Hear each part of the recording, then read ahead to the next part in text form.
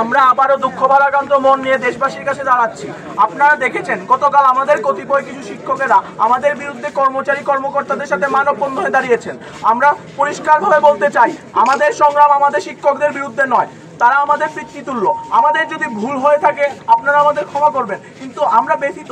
আজ 2 মাস ধরেও আপনারা আমাদের বিরুদ্ধে যারা হামলা করেছে তাদের বিরুদ্ধে কোনো মানববন্ধন করলেন না। আমাদের নামে মিথ্যা মামলা হলো, তাও আমাদের পক্ষে দাঁড়িয়ে মানববন্ধন করলেন না।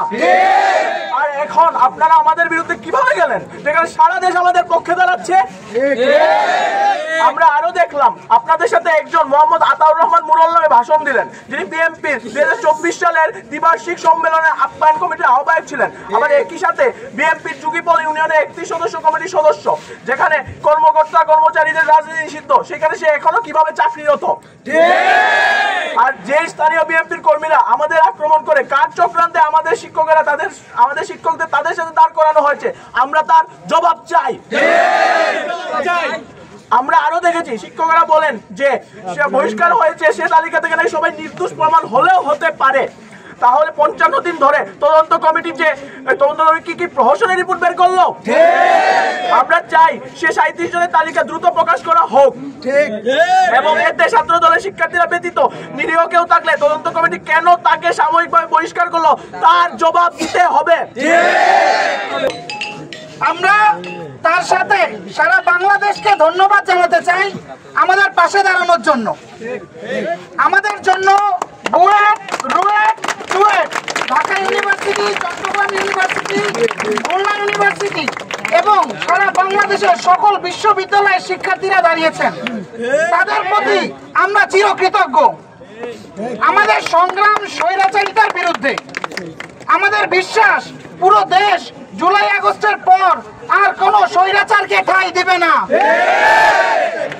কিন্তু আমরা ব্যথিত, কারণ 58 দিন পরেও ইন্টারিম আমাদের দিকে এখনো তাকাচ্ছে না। আমাদের ক্যাম্পাসে রামদা, চাপাতি, এমনকি আগ্নেয়াস্ত্র তাক করে গুলি করা হলেও তাও ইন্টারিম নিশ্চুপ ভূমিকা পালন করে। আমাদের নামে মামলা বহিষ্কার হওয়ার পরেও তারা আমাদের দিকে তাকায়নি। যে আসিফ মাহমুদের ডাকে আমরা রাস্তায় নেমে রক্ত দিয়েছি, সেই আসিফ মাহমুদ আমাদের দিকে তাকান। আমরা কিন্তু এখনো রাজপথ ছাড়িনি। কোথায় মাহফুজ আলম? আপনারা দেখেন না আমার ভাইয়েরা কুকুরের সাথে শুয়ে ঘুমিয়ে রাত কাটাচ্ছে?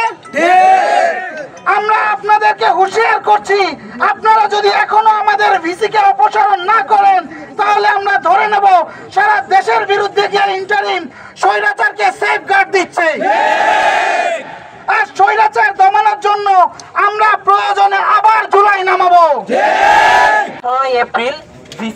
আমাদের মিটিং আছে। আমরা সকল ভার্সিটির ভিসি মহোদয়ের কাছে অনুরোধ করতে চাই, যে ভিসি হাতে তার স্টুডেন্টদের রক্ত লেগে আছে, সেই ভিসির আন্ডারে কোনো মিটিং এ না যাওয়ার জন্য অনুরোধ করছি। আপনারা আমাদের রক্তের দিকে তাকান। যে ভিসি আমাদের 2 মাসে কোন ধরনের আমাদের যে যৌক্তিক দাবি ছিল পূরণ করতে পারেনি, সেই ভিসির অধীনে কোনো মিটিং এ আপনাদেরকে না যেতে আমরা অনুরোধ করছি। আমরা আপনাদেরকে আমাদের যৌক্তিক আন্দোলনের সাথে সংহতি প্রকাশের জন্য অনুরোধ করছি। আপনারা আমাদের পক্ষে বিবৃতি প্রদান করুন, আমাদের পক্ষে থাকুন। ইনশাআল্লাহ আমরা আমাদের যে যৌক্তিক দাবি নিয়ে মাঠে নেমেছি, এক দফা বাস্তবায়ন করে থেকে তবে মাঠ থেকে উঠবো ইনশাআল্লাহ।